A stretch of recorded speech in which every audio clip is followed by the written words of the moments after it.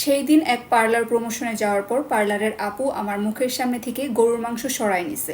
কেন সরায় নিছে? কারণ আপু ভাবছে আমার ধর্মে গরুর মাংস খাওয়া নিষেধ। কিন্তু ভাই, আমি প্রত্যেকটা ভিডিওতে এসে এত করে বলি যে আমি গরুর মাংস খাই। আর আমার এই কষ্টের গল্পগুলো শুনে বিভিন্ন আপুরা শুধু পারে না গরুর মাংস পাঠাতে, কিন্তু আমার জন্য পাঠায় গরুর মাংসের আচার। এখানে আছে গরুর মাংসের আচার, রসুনের আচার, চিংড়ির মজাদার বালাচাও এবং আরো আছে নাগা মরিচের আচার, যেটা আমার অনেক পছন্দ। আমি এখানে ভাত নিয়ে নিছি এবং মজা করে পেঁয়াজ, কাঁচামরিচ এবং সরিষার তেল দিয়ে মাখিয়ে নিছি চিংড়ির মজাদার ক্রিস্পি বালাচাও। ফার্স্টে আমি ওনাদের চিংড়ির বালাচাওটা ট্রাই করছি, তো চলুন দেখা যাক আসলে এটার টেস্টটা কিরকম হয়।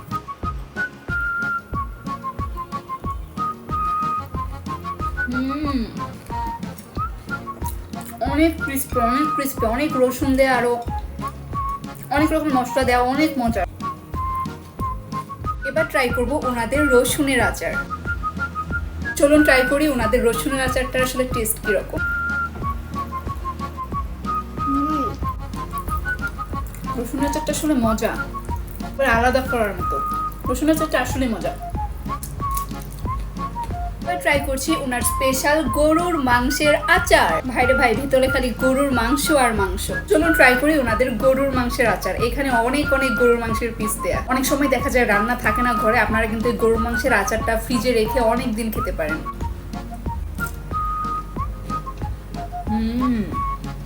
অনেক মজা, এটা আচারের ফ্লেভার।